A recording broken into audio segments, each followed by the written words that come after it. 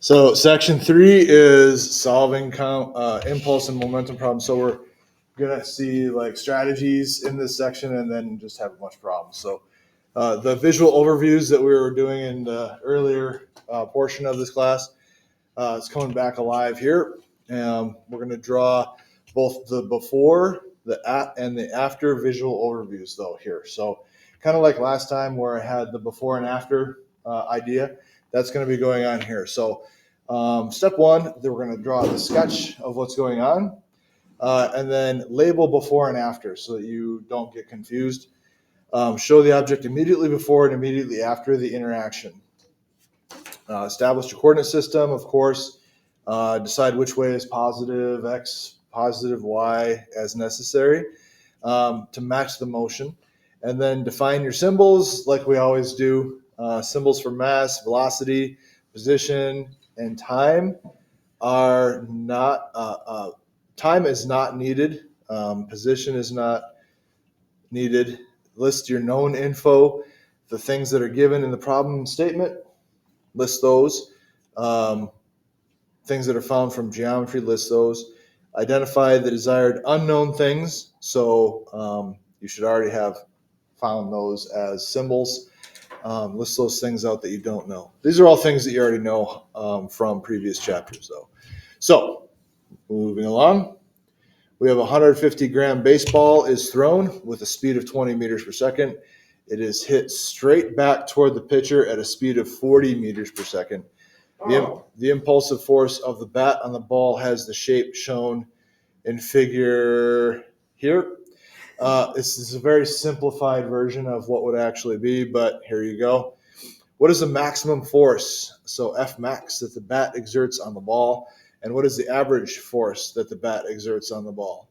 So this is kind of similar to what we were doing in the last section, but we want to kind of get an idea, feel for how these problems are going to have to go. So notice in the picture, first of all, that we have this. What would that be? Milliseconds. Not just time, but a delta t. So we're given a delta t here. We also have this information here. That would be the mass. But notice that it's in grams. So I'd probably want to convert that right off the bat to kilograms. What would it be in kilograms? 0.15. Okay. And we have a speed of 20 meters per second. So I'm just going to start making my labels. So I have V initial is 20 meters per second. Okay. And then I have V final is 40 meters per second. But it's in the opposite. But it's in the opposite direction. So the question will be, how do I want to define the motion before and after? So if I draw my picture first, this will help. So let's say I have my baseball bat, amazing baseball bat, and the ball is here, and it's moving this way. Now, after, of course, the baseball bat has been swung, so now it looks like this, and so then the ball is moving this way. Immediately before and immediately after. So then I want to label before and then after. Okay. Now, based on this and based on my usual system for my coordinates, VI would be negative. VI is actually negative. Negative 20 meters per second. So I'm going to go ahead and move this information here because I just rewrote it. Go away. There you go. All right. And then we have V final would be positive 40 meters per second. Yep. Okay. So the picture is really helpful because now we know which direction we're going. All right. And what else do we know? Yeah, you see it. That picture's going to be in for a heck of a time. Yeah, that's kind of brutal. So this is my positive x-axis here. Okay. And we have delta t is in the picture over there. Mass is written down over there, so we're good. And we're looking for the maximum force. So F max. How are we going to get F max going? F average first. have to You think convert- so? F average?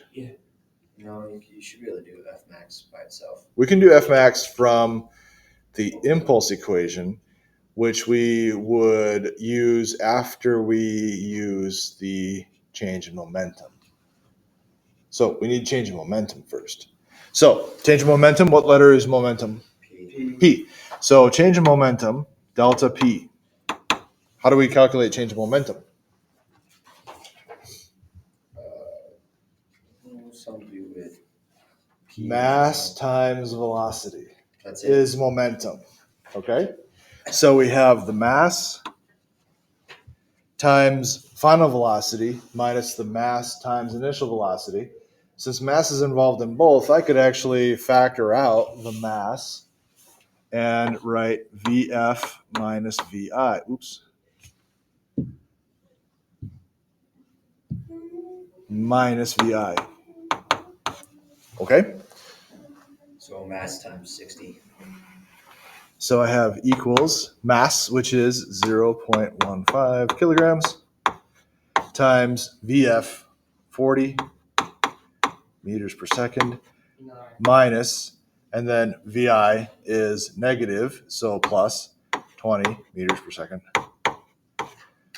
So this is 0.15 times 60 meters per second, 9 kilograms times meters per second. Good.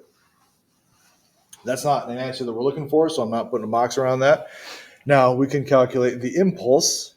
J equals what? How would we calculate the impulse in this problem? It's equal to the delta P. Right? It's equal to F average, right?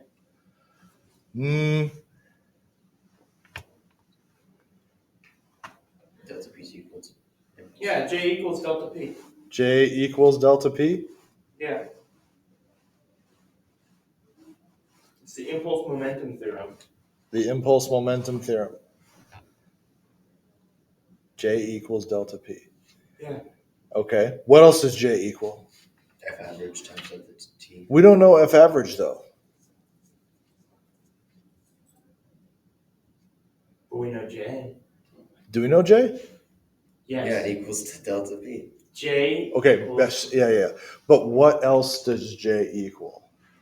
Mass times velocity minus. F average times delta T. We know delta T. But we don't know F average. We know delta T. And we know J. So we could find F average. We have this graph sitting here. It's very, very nice looking graph that looks like a what? Isosceles triangle. Looks like a triangle.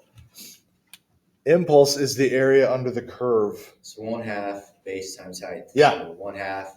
J is equal to 1/2 times the base times the height of this triangle. It's the area under the curve. Well, we don't know the top.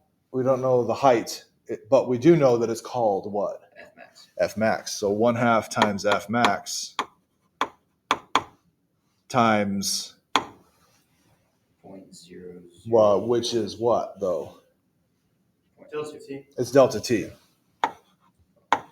So the impulse is 1/2 times the F max, the maximum force, times delta T. And we know that J is also 9. delta P, right? we So can solve for F max. we can solve for F max. Oh, you wanted to do F max first instead of F average? Sure, we can solve for F max. So I'm going to multiply both sides by 2 and divide both sides by delta T, right? So now I have F max equals 2 delta P over delta T. Okay? Do you have that already, or do you want us to calculate that? Well, what is delta T? 0.0006 or just 26? Milliseconds moves the decimal 3 places, right? So this would be 0.123, and then the 6, yeah? Mhm. Seconds? Okay. We have a maximum force of 30,000 newtons. Okay, so this is 30,000 newtons. All right. So was that one of the questions we had to answer? Yeah. What is the maximum force, F max? So we got that. 30,000 newtons applied to that ball when we hit it. Now we got to find the average force that the bat exerts on the ball. How are we going to do that? F average times delta T J is equal to equals, let's see.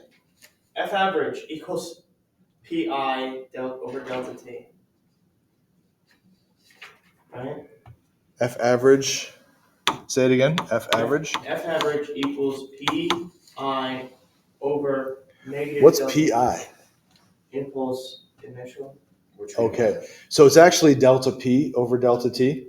Oh, That one that you're looking at was when there was no final momentum or no initial momentum, whichever one it was. So delta P over delta T. over negative delta t, isn't it? And that's actually impulse minus F average. Okay, so we have 9 divided by 9 divided by 9 kilograms times meters per second 15,000.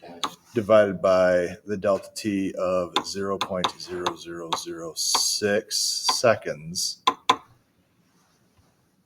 gives us what? 15,000. 15,000 newtons.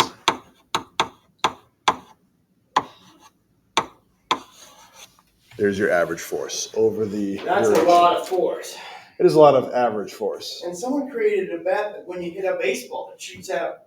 It shoots, so you get make it go even faster. Like it. So remember what average force is doing for us? It is taking whatever this graph is up here and creating an F average here that is creating a simplified shape that is a rectangle that has the same area under the curve as whatever this original curve was, so that we can actually find the area under the curve easily. Like Okay. cutting the top of the triangle. Well, it actually isn't a triangle. It's some kind of crazy thing, right? Because the force generally is not actually looking like this triangle is. So what this F average here is doing is it's finding whatever the average force is applied, and we apply it over the course of the entire interval here. And now we have this nice convenient rectangle that allows us to find the area very easily. And now the area under the curve is the same as the original, whatever it was. And now we have the actual force. Okay? All right. Next, the impulse approximation. So when two objects interact during a collision or some other brief interaction, the forces between them are usually very large. Other forces may also act on the interacting objects, but these are usually much smaller than the interaction forces. So what this means is we have two things that are colliding. For example, if I were to throw a ball and then throw another ball, and those two balls collide midair. Wow. Okay. Yeah, really, really well timed, right? So they collide. These things happen, right? Mm-hmm. When they collide, there's interacting force that happens while the collision is going on, and then they go their separate ways. Okay. There are other forces acting on them, for example, air resistance or gravity. Okay.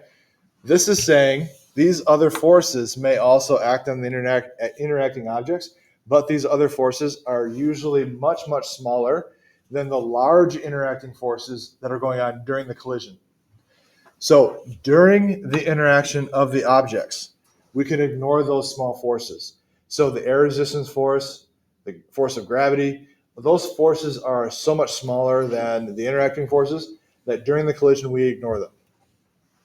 So that's called the impulse approximation, ignoring the other forces and only caring about the force of interaction during the collision. So we use the impulse approximation as well as velocities. Those are the values of momentum and velocity immediately before and immediately after the collision only. Outside of the collision, before and after, the other forces like the weight because of gravity and drag because of air resistance begin to exert their influence again, and we cannot ignore them. Okay? Make sense? Okay.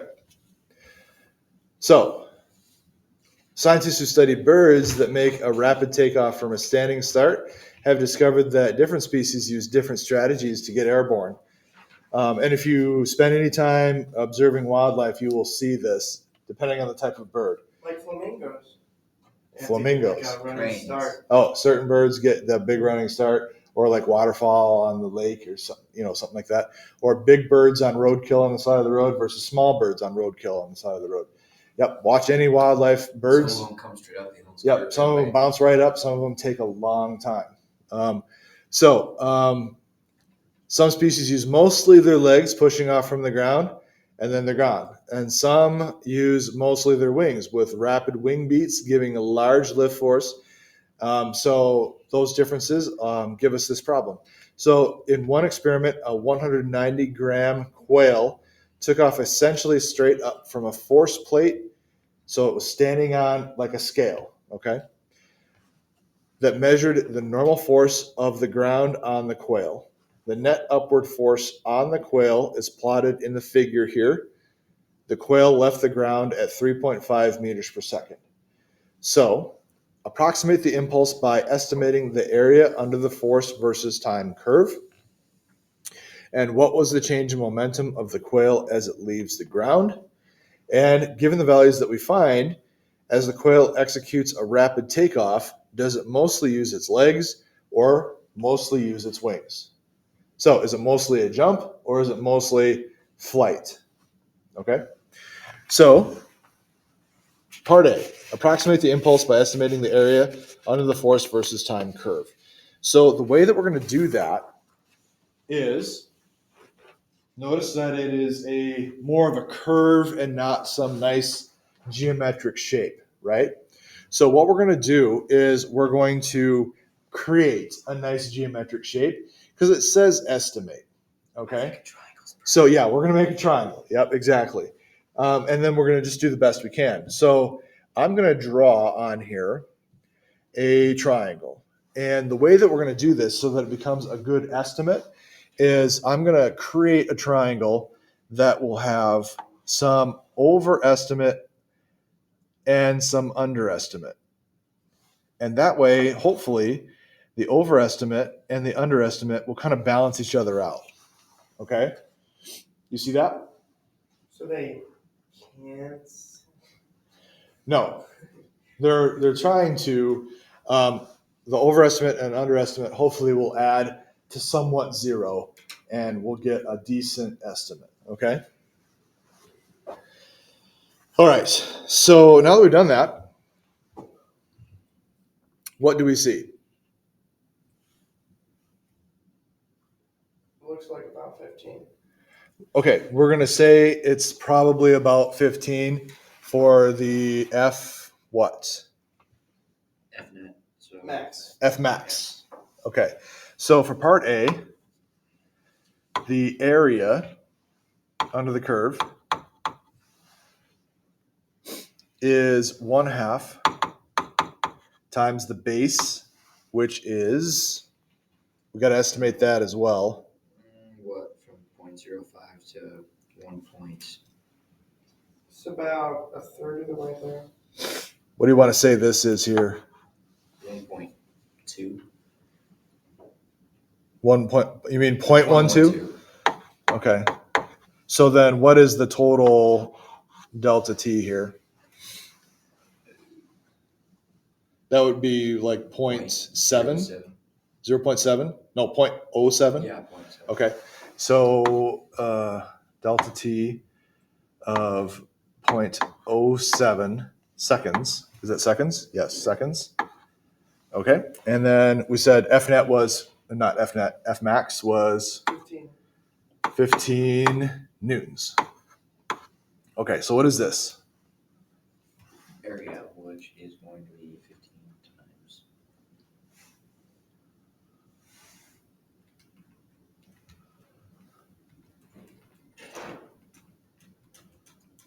Point 525. 0.525 Newton seconds, right? Okay, and so that would be kilograms, meters, second. Okay, it's kilograms, meters per second. So then this is the impulse, yeah? Yeah. Okay, so we did part A. Part B, what is the change in momentum of the coil as it leaves the ground? How are we going to do that? So P or delta P is equal to mass times velocity initial minus mass times velocity final. Yep. So did they give us the initial velocity? It's 0. All right, so it starts from rest, VI equals 0. Did they give us final velocity? Yeah, 3.5 3.5 meters per second. meters per second. And we're assuming it's going up, and we can define up as positive. Yeah. So it's positive velocity. So then we're looking for the change of momentum. So delta P equals mass times VF minus VI. So we have, what's the mass of the coil? 190 grams, so 0.19. 0.19 kilograms times VF, 3.5 meters per second, minus VI, which was 0. So what do we get?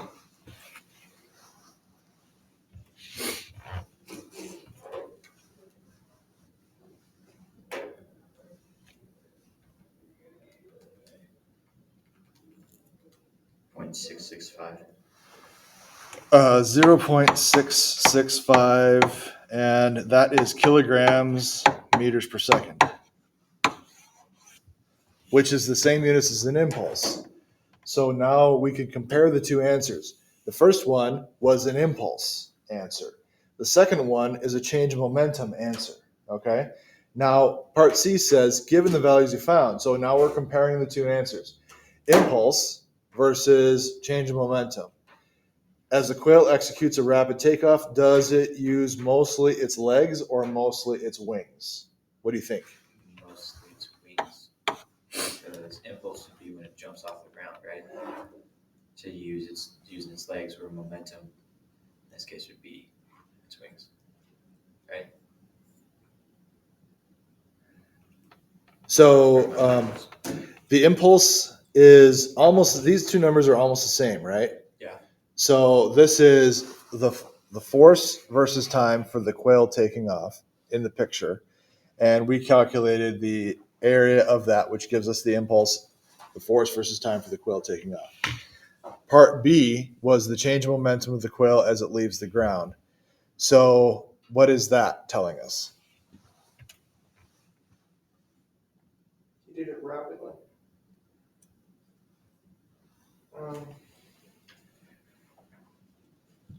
Him flapping his wings, wouldn't it?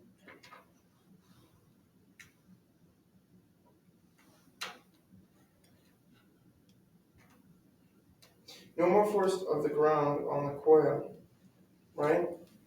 No, yeah, the normal force on the ground. So that's what the plate is measuring, right? Yep. So if the normal force increases, that means he must be using his legs. Using his legs, yes. When the normal force increases. So what does that tell us? That he's using his legs. He's using his legs. And since this number on B is larger than this number on A, even though they're close, he's using his legs a little bit more.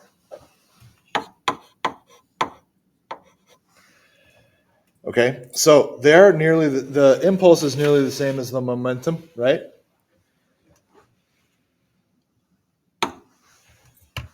But he's using his legs a little bit more.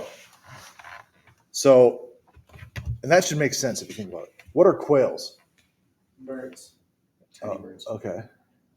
Tasty birds. They're not that small.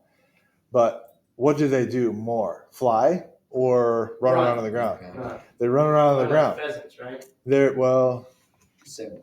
I guess similar to the pheasants, but like pheasants, yeah, they run around the ground a lot, right? They're more apt to go run and hide than they are to fly away, right? Yeah. They have very strong legs. And so when they want to take off, are they more likely to flap their wings to take off, or are they more likely, you think, to Jump. more likely to jump? Yeah. So this answer makes sense that they would use their legs to assist them in taking off than to try to just flap their wings to try to take off. Okay. So what is the momentum representing here? I'm confused then. What do you mean? Like momentum is bigger than impulse. What are those representing? Okay, so because the scale has a change to it in the way that it does, the change of momentum has increased. The normal force has increased, which means it has gained a force. It's kind of like a relative weight. Okay. Because that has increased rather than just started to decrease. If it was just starting to decrease, then that would be the wings are flapping and it's just kind of taking off, and so the normal force would have just started to decrease. But it has gained, so it's like applying this force to it. Okay, so it's using its legs more. Okay, so here we go, and the 10-gram rubber ball and a 10-gram clay ball are each thrown at a wall with equal speeds. This is not like what weighs more, 10 grams of rubber or 10 grams of clay. The rubber ball bounces and the clay ball sticks. Which ball receives the greater impulse from the wall? What do you think?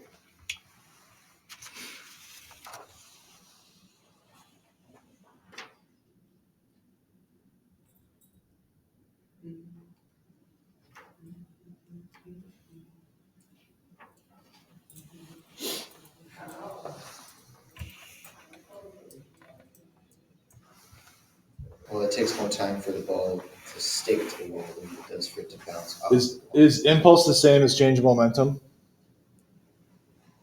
Yes. So this is a change of momentum problem. Change of momentum is mass times, That's right? yeah. Let's look at the clay ball. What happens to the clay ball? It sticks, so its velocity becomes 0. So final velocity is 0, right? Yeah. Okay, so for the clay ball,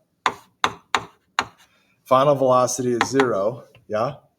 So for the clay ball, the change of momentum is what in the end? The velocity initial times the mass, so 10 times. So negative mvi, right? Yeah. Okay, let's look at, what is it? Rubber.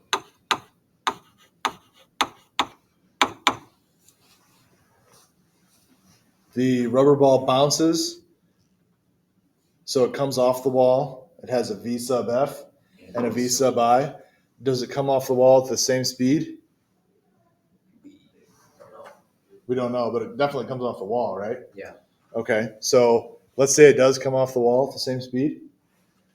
Then V sub F will be the same as V sub I, Equals 0. but they'll be opposite directions, Yeah. right? So let's say that it was initially going to the right.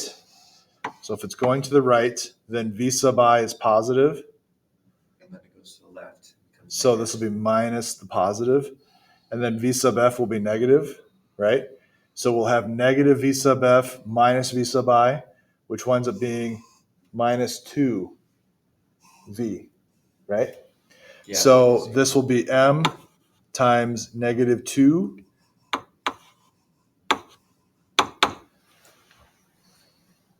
Which one's bigger? 2M. Yeah, so it's rubber. So the clay ball receives the greater impulse because it sticks? No. The rubber ball receives a greater impulse because it bounces? Yes. They receive this equal impulses because they have equal values of momentum? No. Neither receives an impulse because the ball doesn't move? Definitely not. So the answer is B. Okay? I knew the answer, I just couldn't back it up.